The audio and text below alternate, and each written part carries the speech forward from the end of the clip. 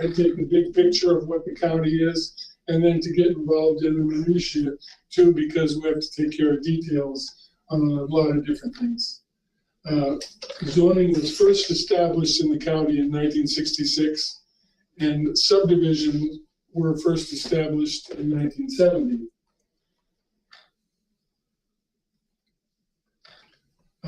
The Department of Building and Zoning has the jurisdiction for the areas outside of the municipalities, as Ray had indicated, and there are 22 municipalities in the county.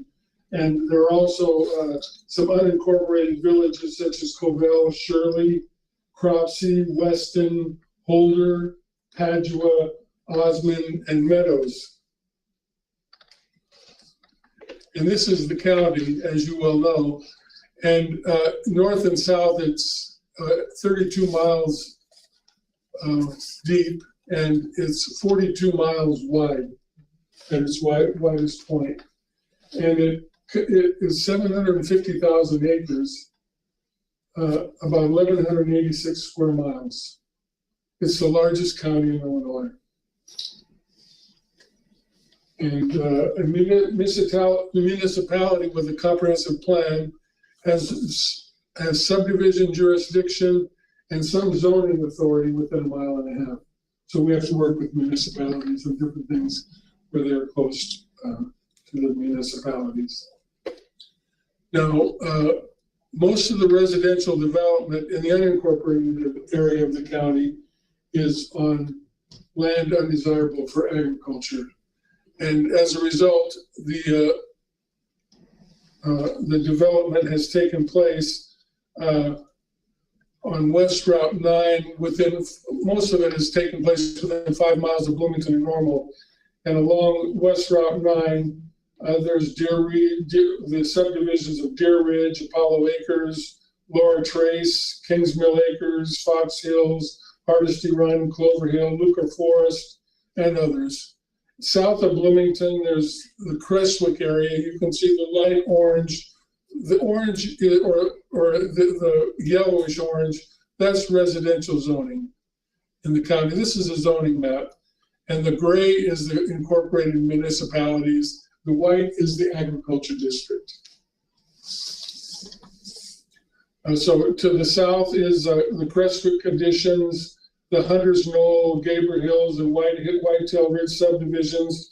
And then southeast of Bloomington and northwest of Downs, there are a lot of subdivisions like Sherwood Lakes, Sherwood Acres, Brentwood, Tanglewood Estates, Old Town Timber, Dover Ridge, Wexford Hills, Terrace Lawn, Charterwood Farms, Mellingham, Prairie Trails, and others. And then there are quite a few residences up around Lake Bloomington that's in our jurisdiction as well.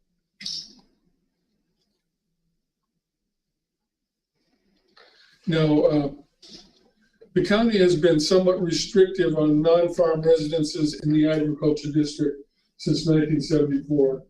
And that's primarily because at that time, what people were doing is, a lot of people think that they want to live out in the country. So what they did was they tried to set up lots along every major road out of town and set up 5 acres, and they're exempt from subdivision and then build houses. So the county in 1974 made it so that it wasn't a permitted use in the agriculture district to build a house anymore.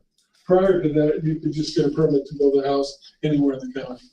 And many of the rural counties near McLean still allow that. But if you notice, when you fly into Bloomington and Normal, you'll see that outside of the municipal areas of Bloomington and Normal, it gets dark real quickly, and the lights don't feather out. If you're coming in at night, I'm talking about. And that's because it's kind of a unique area.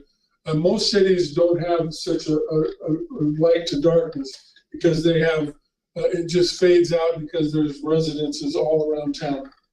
But because of that, because of the county's restriction on non-farm residences in the ag district, that happens. And really, it helps agriculture because agriculture, to a large extent, is an industrial zone, and people think that they want to live out in the rural area, be in the open sky in the park-like setting. But to some extent, the agricultural production is not necessarily a good neighbor, and it makes it difficult for farmers to farm around houses too, because they have to be careful about if they're aerial spraying or whatever they're doing to limit what they do around houses. So I just wanted to let you know there are some residential development in the rural area of the county. There's also things like ag tourism. And this is something that Epiphany Farms has, where they have a farm out east of Downs, about 3 miles, where they, and ag tourism allows on 40 acres to do certain types of commercial activities, as well as on this farm, they raise chickens and pork for their restaurants, the Epiphany Farms restaurants within a block here. So the chicken and the pork that they serve and most of the vegetables that they serve, they raise right out here at this ag tourism facility. This is the Raider Farms. You might have all seen it too. It's west of Normal, and it's kind of a family venue where families can understand what's going on in agriculture. School tours take place at this facility. And this is Jersey Cheese. This is out on Rock Road. It's another ag tourism facility. And this is a rural specialty facility called the Rural Old Rugged Barn, where they can have certain types of social venues as well. This is an agricultural sales and service facility. This is a BCS fertilizer plant north of Route 9, about 14 miles east of Bloomington. This is a rural home-based off-premises business. Keith Morgan operates this facility. It's south of US Route 136 south of Leroy. And this is a facility where you can have up to 5 employees from the house office, and all the employees basically don't work on site. So this is an agricultural type of facility that has to be at least on 40 acres that they can do this trucking operation on. And then this is another facility that you might have seen, Nussbaum Trucking. It's had new buildings even built since this time. So it's just in the unincorporated area of the county. This is an example of a gravel pit reclamation in Funks Grove Township, and it's about 2.5 miles southwest of Hayworth. So we're involved in its reclamation, and it's something that's part of our department. And this is a solar farm about 2 miles east of Downs. It's 2 megawatts, and you can see the outline in turquoise there that's southwest of Downs, right off I-74, and if you drive down 74, you might take a look for it. You can see it from the highway. This is what the solar panels look like. This is a relatively new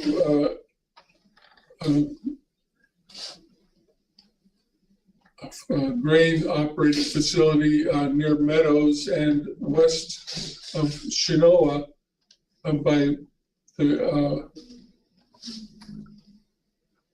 Prairie Central Co-op, and it has a railroad track that's accessory to it, on which they can load 100 cars. They can load a whole train from this facility here. This is an example of it.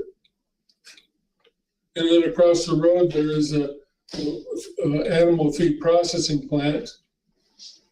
This is also just 2 miles west of Chinoa. This is what that plant looks like. Now this is a map of the wind farms in McLean County.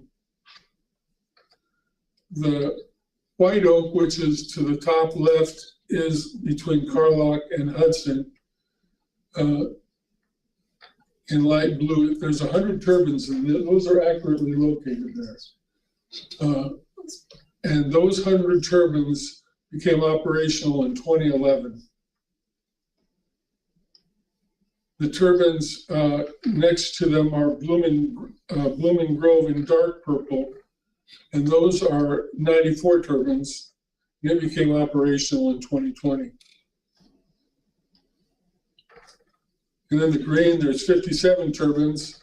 It became operational in 2020. And Twin Groves in red, they've been here the longest. And those are all, as I mentioned, they're all accurately located. And if you go to the county GIS map, you can actually pull them up and find out exactly where they are.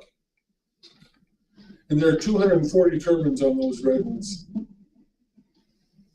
They go almost all the way to the edge of the county, which is only a few miles from Houston City. And then there's the light purple. There's 64 of those, and those became operational in 2023. And the ones that have been built lately are higher output than the ones that were built earlier.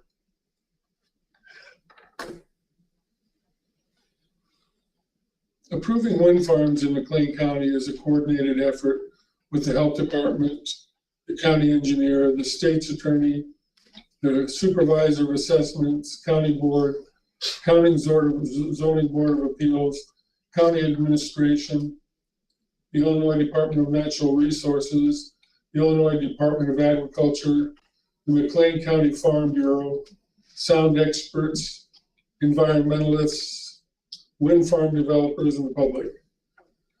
McLean County Regional Comprehensive Plan states that wind energy developments in the agricultural area of the county are an opportunity for preserving local farmland and agricultural heritage. McLean County accepts recommendations from the Illinois Department of Natural Resources and makes them stipulations as part of their approval. So the natural resources part of this is very open in the public hearing. Illinois Department of Natural Resources, or IDNR, made these recommendations for wind farms in response to some of the studies. Complete suite of U.S. surveys for avian and bats. And they're supposed to share the results of these surveys with IDNR. There's to provide post-construction mortality surveys at turbine sites for a minimum of 3 years. To provide a minimum of 1/2 mile setback from designated Illinois natural areas inventory. There are different areas in the county and in the state that are designated as such. And so they have to stay away from them. To provide a minimum of 500-foot setback from a perennial stream.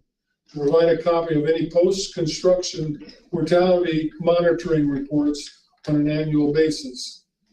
If significant bird or bat mortality is observed or listed species are discovered, IDNR recommends further coordination be engaged immediately and careful consideration be given to implementing the best available technologies to avoid and minimize these impacts, and to require the applicant to curtail wind turbine operations below wind speeds of 5 meters per second from sunset to sunrise between July 15 and October 15 to minimize the risk of killing bats and to minimize mortality of all bat species in the general area. Wind turbines should also be feathered or turned off during these curtailment events. This turbine here is one of 57 in the Brightstock Wind Farm. It's 548 feet tall. It generates 3.45 megawatts of electricity. It generated $46,299 in taxes in 2023. 30,944 of which went to school districts. 5,000 went to the county. 2,200 went to the township fire district, and $3,190 went to Heartland Community College. And it became active or operational in 2020. So May 8, 2020, Livestock Wind Farm near Lexington, Illinois, by EDPR Renewables. This is the sound of the turbine.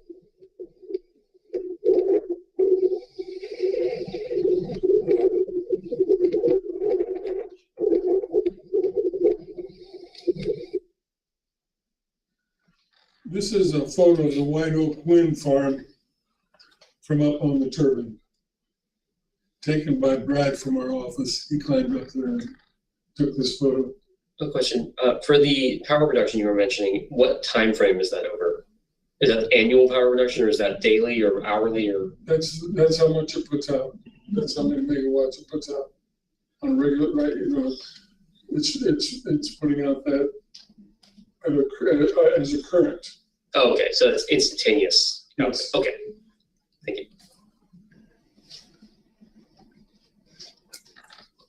This is what they look like if you're up in the turbine, and this is in the spring. And during the construction process, dust control is a problem. So we get complaints, and we have to contact the wind farm developer to put some water down, and they have to run 5-7 water trucks every day to keep these things, keep the dust down, because when it's hot and the wind is blowing, that they just start getting dusty, and people are real irritated if they have dust coming into their yards and they didn't before, and they blame us. Question, going back to the last slide, you mentioned that the number of different parties that opine as to where to install and how to install. What's a general explanation for the specific locations or patterns of a farm? Because as you look at it, I don't know if I can tell a distinct geo pattern. Is there intentionality with the spacing between each turbine? Yes, there's all kinds of factors that influence where those turbines are going. First of all, there's a criteria from the wind turbine owners or the wind turbine producers that they have to be a certain distance apart or they won't function properly. They create anything that hampers the speed of the wind, hampers the production of that facility. So then the other things that line up or are required, they try to keep them kind of in a row if possible, so that if crop dusters are flying around, they can minimize their impact. Then they have to be a certain distance from an occupied residence. It's usually in the neighborhood of 2,000 feet. And the taller the turbine, the more distance they have to be apart. And then each of them causes something called shadow flicker. So when the sun is coming from the side, as the turbine goes around, it'll have this little shaded area. And there's a limit to how much many hours per year shadow flicker can be on a residence. It's something like 30 hours. So they have to be set back for that. So there's a bunch of things that go into it. Or then it has to be a certain distance from a perennial stream. It has to be away from, for example, Evergreen Lake. Where to get that be a mile or two of, they be moved away from Evergreen Lake because the natural areas there. Thank you. Oh, sorry, one more question. So for the wind turbines themselves, like where they're located, that is the land they are physically set on owned by a company that is servicing them, taking the power and all that, or is that leased out from like farmers that would own that land previously? They lease that land for long-term lease. And those leases are usually renewable. But they're actually set aside on a separate parcel for tax map purposes, so that the taxes for those turbines are paid directly by the entity that owns the turbine rather than the farm owner. But technically, that is still part of the same property. The land has not been subdivided for separate ownership. So that's increased income for the farmer that owns that land as well, to lease it out to the company for the wind turbines. The farmer or the landowner has a lease to that, with that company that pays a certain amount. And it's confidential information, so they don't want people to know, but it has been said that at least some of those turbines and the last batch were paid, the owners were paid in the neighborhood of $20,000 a year for the use of about 2 to 5 acres. So not a significant amount. So for certain farm owners, Yeah. think it helps keep the family farm in the hands of the family if they have these certain farmers who have it, like them. The ones who don't have it don't like it so much.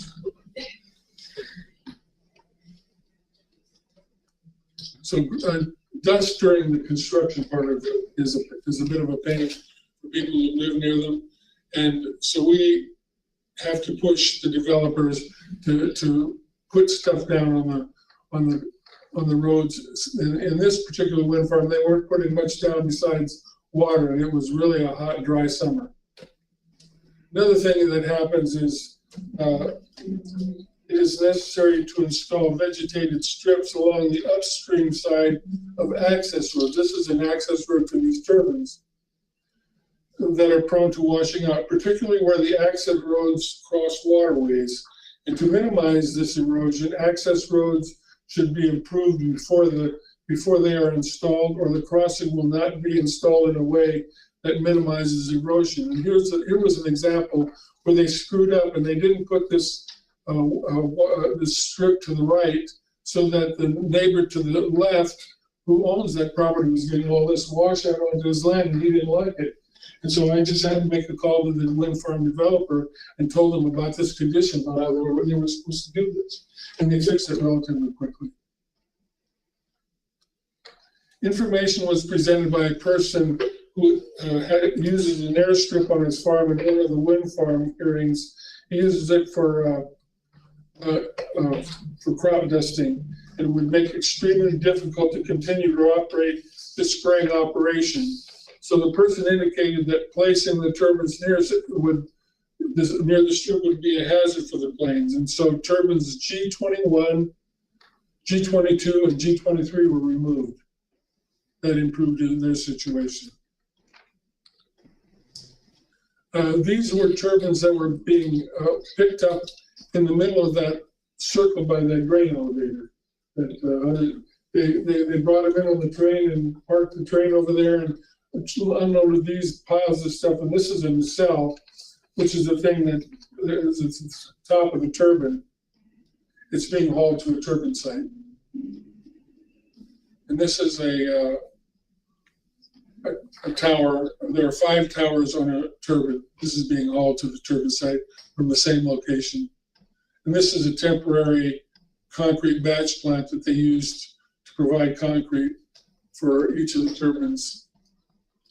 And this is the ironwork for a concrete tower base.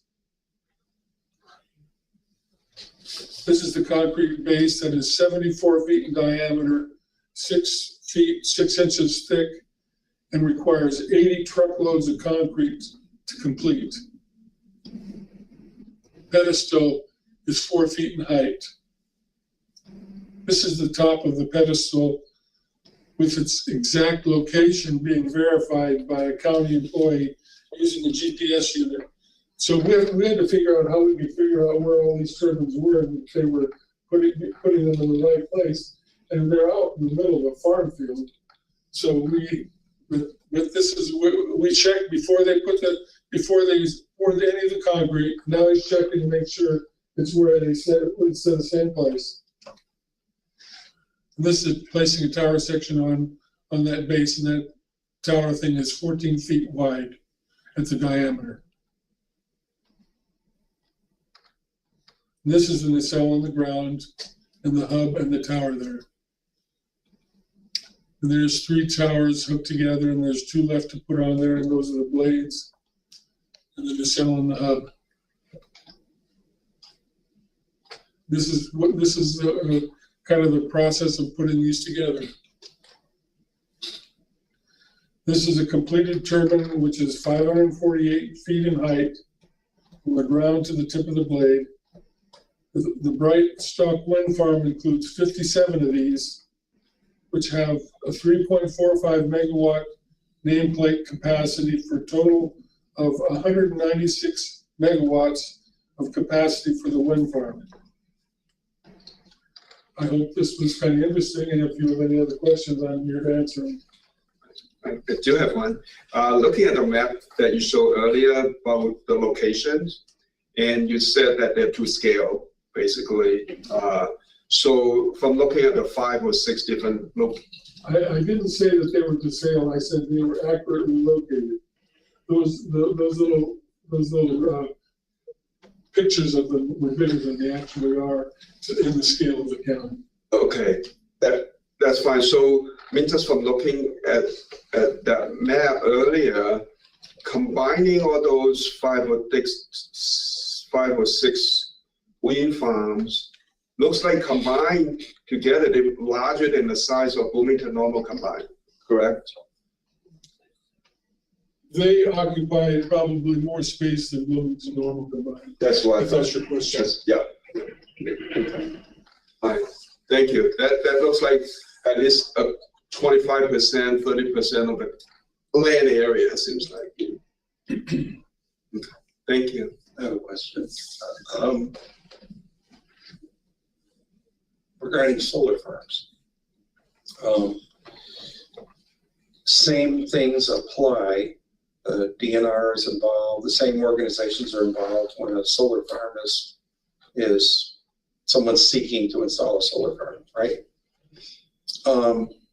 Yes. But the solar farm has more environmental impacts, or I don't know, different environmental impacts than a turbine. What have you been seeing? What are some of those impacts that you guys run across?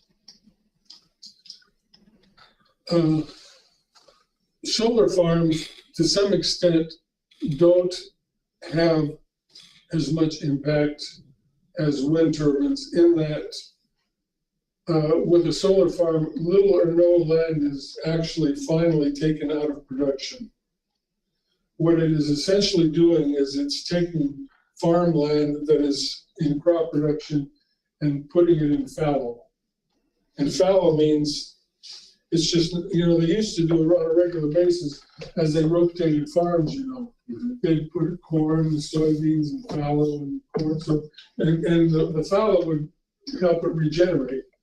Well, what they're required to do with solar is to have certain types of vegetation on them. Okay. They don't have to grow crops for production or anything like that. Like natural grasses. Grasses that bees like. Mm-hmm. And in fact, most crop production, they have little or no natural area, and there's no place for they're not pollinated Habitat, plants. things of that nature. But solar farms are required to have pollinated plants, and if the solar farm goes away, they're required to take it all out and put it back into crop production. So it's very likely, and some people with the Department of Agriculture thinks it shouldn't even have to do what they call a land evaluation and site assessment on solar because it's really not taken out of production. So I don't know that it has the same type of negative impact. And they even IDNR wants the fences on the property to be 6 inches from the ground so that animals can go through it. Yeah, it's a good opportunity for habitat. And they have to provide a drainage statement so that it doesn't negatively impact the drainage nearby properties.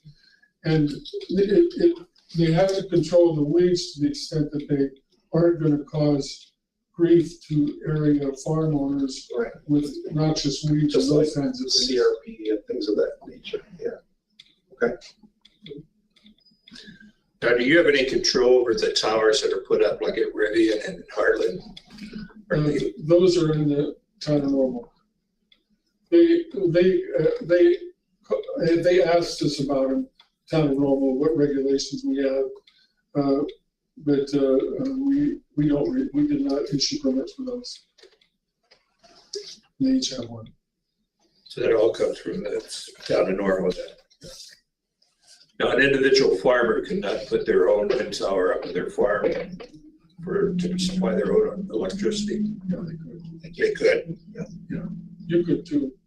Well, As long as they're not within an airport or within distance and so forth. Well, yeah, and depending on the height. But we have a different a set of regulations for people looking for their own generation. Apologize if this is outside your scope, but for the amount of electricity that's being produced by the wind farms, how does that compare with the electrical consumption for the county? Is that breaking even? Are we exceeding what we would need? Or is there still a need for outside sources of energy, such as solar or individual solar, things of that nature? Okay, the red ones there, Twin Groves, they provide, the 240 turbines that have been up since '07 provide enough electricity for 10,000 homes. Great. And what happens with electricity is that it goes into the grid. There's these humongous high voltage lines that two of them run through both of these, well, three of them that run through all these wind farms. This one at White Oak, it goes west of town, up White Oak Road there. These others are to the grid that goes up towards Chicago. But they go into the grid, and they don't necessarily, the electrons don't necessarily go to Bloomington normally. And the people who buy the electricity might be from Massachusetts. It's just the eastern interlocks, that's what they're Yes. going in. Yes. So I guess my question is more, would this make Bloomington Normal or McLean County a net positive electrical By producer? far. Okay. Yes. I like that. That's good.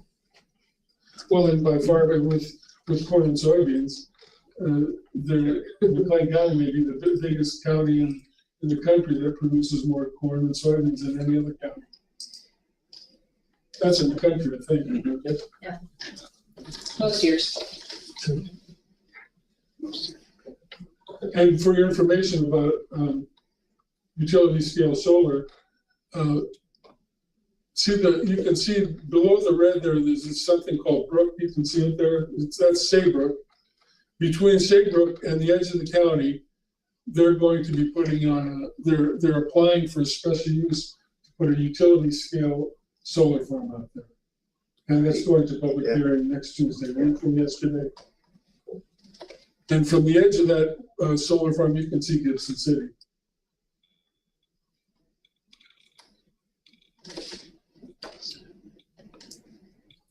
So my job is kind of interesting. And we run into controversial things. One of the things that's happened more recently is we were proposing, or somebody was proposing a solar farm just outside of Bloomington here. And the city of Bloomington thought that it was in line to go where Charlotte Lane, which is by the landfill out here, goes east and west. And so they kind of put a kibosh on the special use for our solar farm. But now they decided to move it up close to Washington Street. So now they have a big controversial thing because the people who live there, they thought it'd be fine back in the field, but now that it's going to be up on the road, the city of Bloomington folks are dealing with a controversial thing with the planning commission today about it. Because people who live out there live in the county and they don't think the city should be doing this. But in a way, we have to deal with these kind of controversial issues, particularly with wind farms, and sometimes with solar. We're not sure how controversial this utility scale solar farm will be next week, but so far it doesn't seem like it'll be too controversial. If I may, have you seen changes in attitude toward, for the county portion, unincorporated area, have you seen residents' attitude toward wind farms and solar farms change? Seems like the first one that was put in place. I was gonna say, aren't there some counties around where they're not allowed to build wind Exactly. farms or?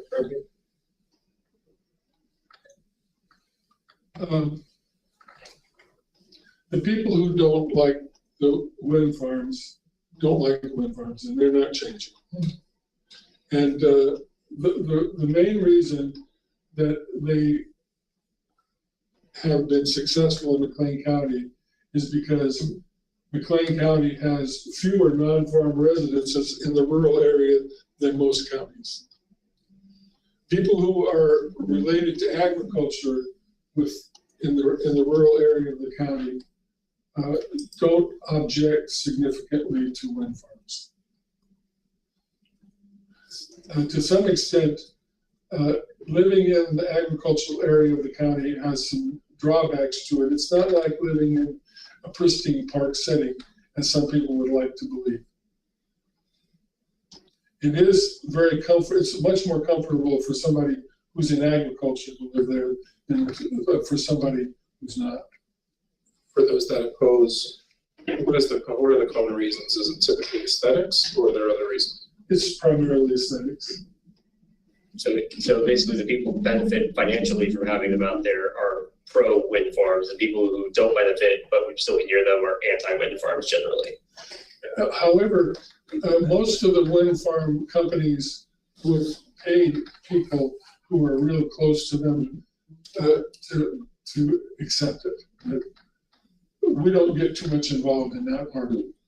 To some extent, we aren't pro wind farm or anti wind farm, although what we do is if somebody wants to do something, we try to set up some fair rules for them to go by, and then we monitor the process, and we try to be fair. And our zoning board of appeals has had a lot of experience with this, and fortunately, our zoning board of appeals people have stayed with it for quite a long time.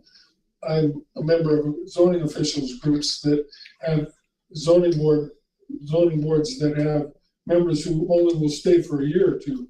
And if you have people for real short termers in the zoning board of appeals, they don't really learn the process of going through something that is kind of controversial. You mentioned the tax revenue from turbines. Is that similar with solar farms? The thing that I mentioned too was the certain amount that turbine was paying in 2023. Well, that goes down every year too. So it does go down. So these red ones over here are only paying because they're based on how much electricity they generate. And these down here don't generate but like 1.5 megawatts. And then they've been here for a long time, so they're only paying like 8,000 or 9,000 now. Okay. With regard to solar, it's going to be based on their megawatt output as well. But it will generate this utility scale will generate a lot of income. Okay. Tax revenue. And are the property taxes the same as agriculture with a solar farm? No. Different. Okay.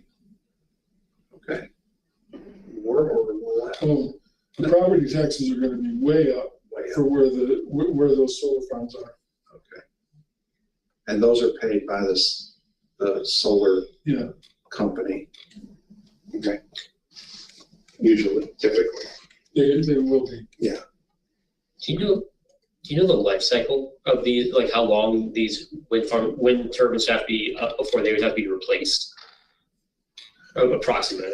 They estimate 25 years or 20 years, and there's a big issue having to do with having escrow accounts to take care of tearing them down and if they go away. In my opinion is that as long as the wind keeps blowing and we need electricity, there's going to be turbines out there. Whether it's these turbines or other turbines, it'll be efficient to replace them. So I don't think it's so. But I spend more time dealing with the escrow agreements and the removal and all that stuff than anything else. Anymore. For a while it was the dust. Yeah. Now, so well, I'm sure the dust will come back when they start replacing them. Well, and I don't know exactly why they have to do it, but when before they build the wind farm, they get rid of all the oil and chip, and they just have gravel roads where people have been used to having oil and chip roads all the time, so it never was dusty. But they tear them all up and have to fill the base, and they didn't want to put the Oil and chip. They didn't want to put that back until after it's done because the concrete trucks are going to tear it all up. So during the construction process of a year, it's just dusty as all get out with hundreds and hundreds of these gravel trucks driving up and down the road. So I'm not an expert on where the rail lines are besides one that's like basically parallel 55, but are these locations for these wind farms, do they like line up with the rail lines to make transportation of the parts coming in more convenient? Well, they may have rail lines coming into them, I mean, going by them, but there's no. Yeah, it's not a stop or anything, There's no place to unload those things, Yeah. except for that grain elevator. Mhm. And that was really quite remarkable if they were able to do that.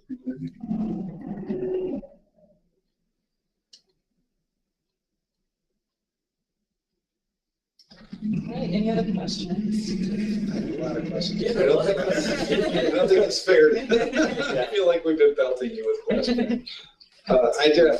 This is totally out of your scope. I'll ask it and you can say it's out of my scope. if you want, but, do we have any statistics on how much government funding supported all those solar, the wind turbines? Because they can be subsidized. The companies that are putting them up, in many cases, are subsidized. Do we have any statistics on that? We're gonna be digging into the federal budget later today, aren't we? Yeah. I mean, say it's out of my scope, and I'll walk away. Well, anything that really, like fossil fuels, Same thing. are supported by tax breaks. And the interesting thing, I'll tell you just a little story about how before we ever had anybody apply for a permit to get a wind turbine built, it was years because we didn't know what all had to get lined up for this company to be able to have the money to follow through to build it. Right. So we thought it was going to happen. We were told, oh, it's going to happen this month or this year, and it just went on and on and on. It didn't happen, and then something happens, and everything gets lined up. Yeah, there it goes. Yeah. And it might, and sometimes it has to do with the county government. And I don't know if you know this or you believe this, but a lot of counties are not very honest. And when politicians change, the previous people may have told a wind farm developer they could do this, and then the next they won't honor it. So one of the things that's happened in McLean County is that it has a reputation of being kind of honest and consistent. And so that's why they come back. Yeah.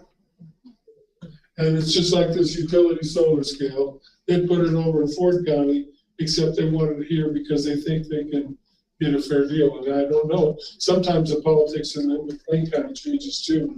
And it might be changing now. Mm-hmm. Thank you very much. Thank you very much. I'll talk more about wind farms if you expected, but that was very important. Thank you.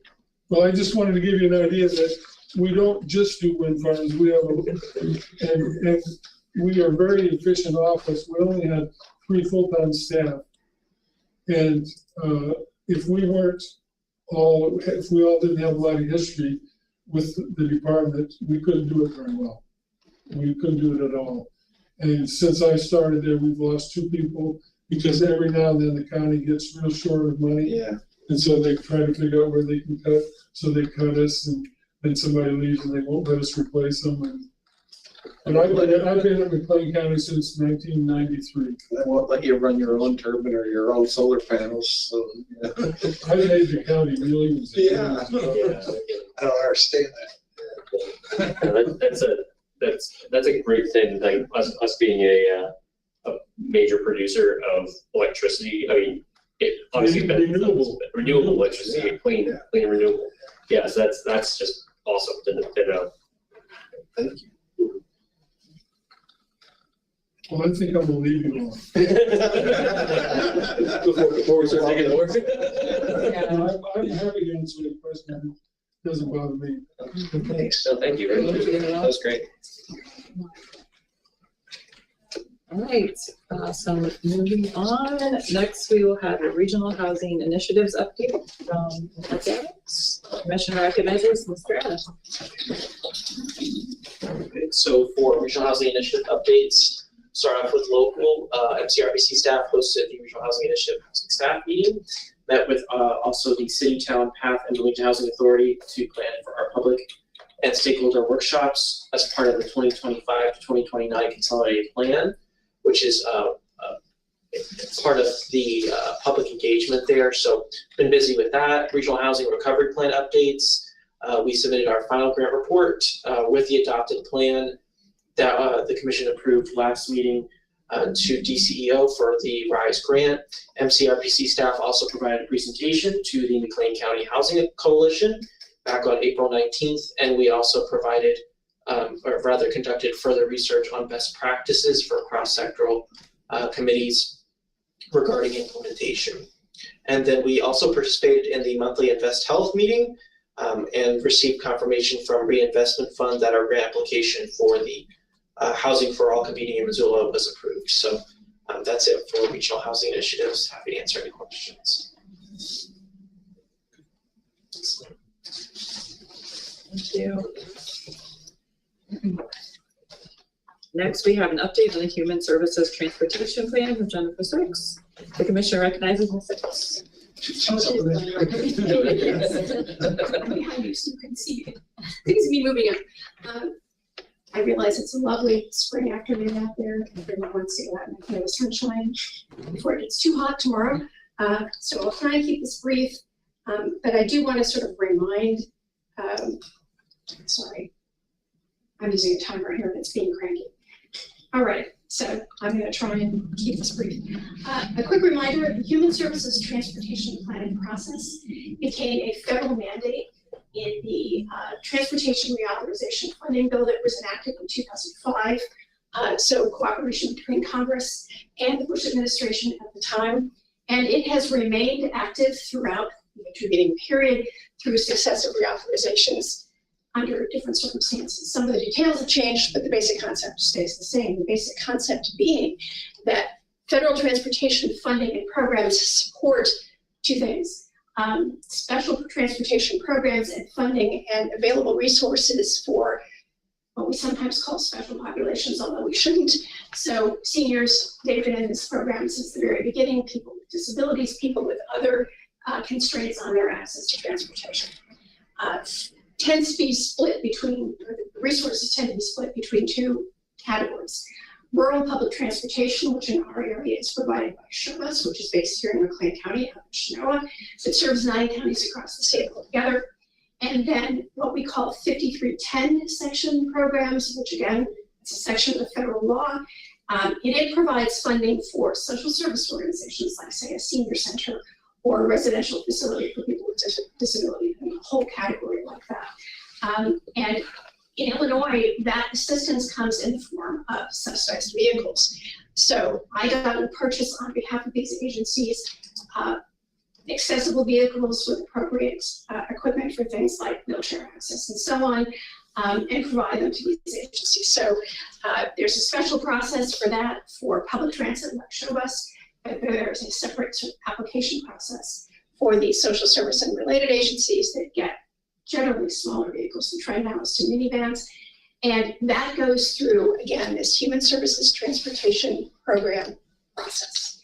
We've been involved, as I said, this was enacted in 2005. It took the state a while to kind of get itself together and figure out how it's going to be administered in Illinois. They set out regions around the state. We are in Region 6. Initially, Region 6, along with Region 8, were managed out of the Champaign County Regional Planning Commission, which is the MPO for the Champaign-Urbana area. Over time, that turned out not to work so well. So we kind of informally took over along with my then opposite member from Kankakee County in about 2009. And in 2010, McLean County MCRPC was given a direct agreement with IDOT to manage this process for Region 6 out of our office. And I've been doing that ever since. That being the case, we have sort of evolved in how we manage this. And one of the things, a couple of things we do. We work with all of these providers, these service providers, the rural public transit, but also all the agencies that have individual programs, usually only for their own clientele. And it depends on the scale of the agency. We operate now in 5 counties, McLean obviously being one of them, the remaining counties being Kankakee, of course, Livingston, Iroquois, and Ford counties, each of which has its very specific profile of people who need these services and access to these services. Obviously, Iroquois and Ford are the most rural of our counties in this group, and so the challenges are different than they would be in, say, Kankakee County or here in McLean County, and it's kind of in between in Livingston County. So one of the things we do is prepare a plan, which helps create this process, and it is kind of a ongoing process to develop that, but also to see it implemented and to work with the various agencies involved, not to mention with the Department of Transportation. The rules change over time, so we sort of deal with that and figure out how it's going to happen next. One of the big changes that occurred over time was that initially the funding that was provided to both the 5310 or private agencies included operating costs in addition to the vehicles that were provided. And as time went on, I decided that their lives would be simpler if they simply provided vehicles. And that meant that for some agencies, they had to drop out altogether because although they were given the vehicles they needed, they couldn't afford to run them.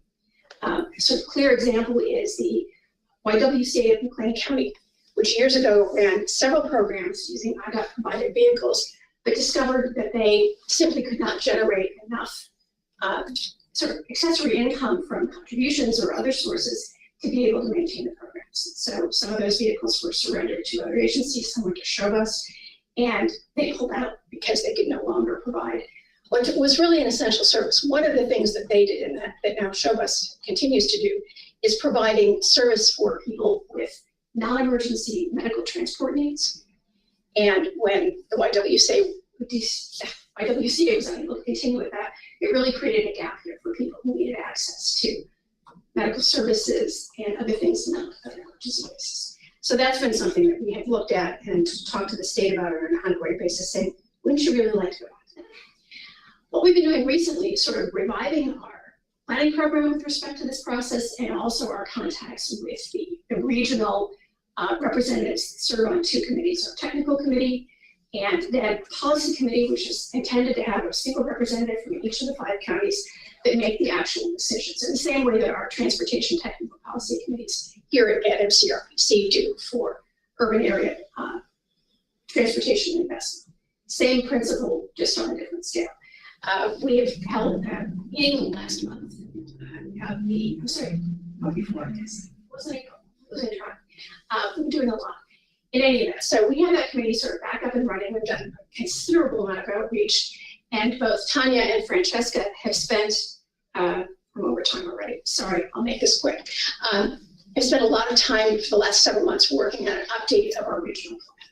So that has been new research, updating of demographic information, looking at gaps and looking at service needs around the region, and compiling that all into a document which as of today has been published and made available for public review. So we do a 30-day period in which the public has an opportunity to review what we've done, make any suggestions they see fit, ask us questions, make suggestions, and then on the 20th of this month, there will be another meeting of the regional committees, policy and technical, to go over what the plan says, get comments from them, to consider it with them, and then to look at what we're hearing from the general public.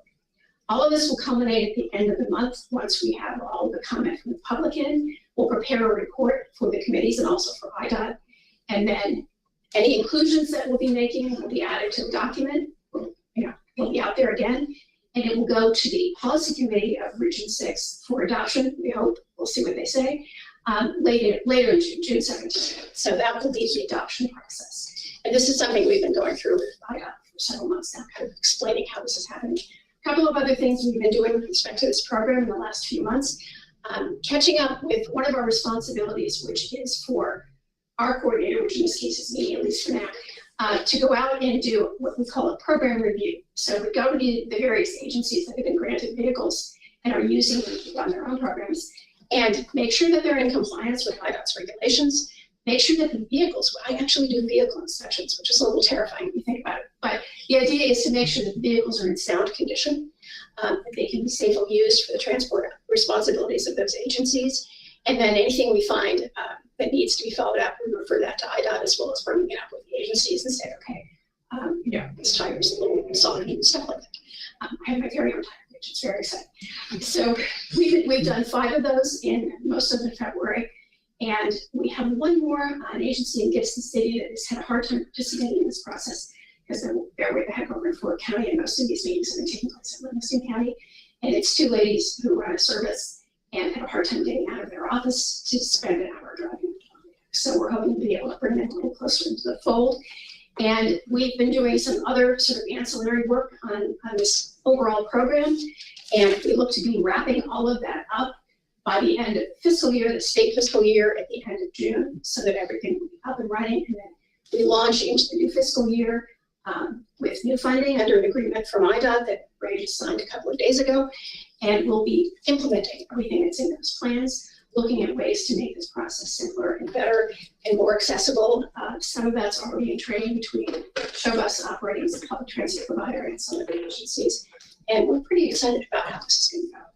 The biggest thing is making sure that people are aware of these services and that they do exist in their communities.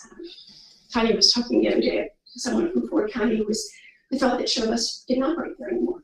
Well, they have routes like 3 days a week going into Ford County, going to Champaign, going to Bloomington Normal, and in some cases even going to Pontiac. So they're there. It's just a question of making sure people are aware of their presence. And it's 4:59, so I understand if you don't have questions, but I'd be happy to take any now, or you have just whenever you feel like getting in touch. I'd be happy to do that then too. Questions? Thanks very much. Okay. Finally, there's an update from Ray Lane on the Vision Zero Plain County Action Plan project. Thank you. It is primarily for the waste grant for today. As you recall, we issued a RFP, request for proposals. This is for the Veterans Parkway replanning, re-eventing, reimagining is 10-mile away. And so the RFP responses, the date was this past Monday, and we did receive proposals. So we have a consultant selection committee set up, and then we'll be reviewing the proposal. We'll keep you updated. So it's good that we did, get some interest from the consultant. We'll keep you updated, and we'll probably see more activities going on in the next few months too. Thank you. Are there any other items for information or discussion or questions for Ray? Okay. No, I just, if this for the last item. Yeah. It's okay. I just want to introduce to the planning commission our new planning intern. Exciting to have Ashton Bristol here with us. She started just a few weeks ago. I'll let her to introduce herself a little bit. I'm Ashlyn, like he said. I'm a junior over at ISU. I'm majoring in geography, and I have 2 minors in business sustainability and then environmental studies. I'm originally from Muhammad, so not too far down the road, but I'm excited to be here. Welcome. Thank you. The other thing, if I may, just want to mention the regional housing recovery plan that you adopted last month, and subsequently you received from staff the dressed up version. And just want to mention that actually after your adoption, we received some minor clarification on data from city and town staff. So those clarifications being incorporated, they're really minor, not impacting the recommendations at all. But I just want to make sure that you're aware of those. If you're interested, I can show you what the changes are. But basically, some graphs and some numbers on the housing unit. So I just want to be aware of it. Thank you. Any questions? Ray? Any other items for information or discussion? There being no further business to come before the commission, is there a motion to adjourn? So moved. Second? All in favor? Aye. All opposed? With the majority vote, the meeting is adjourned at 5:02 p.m.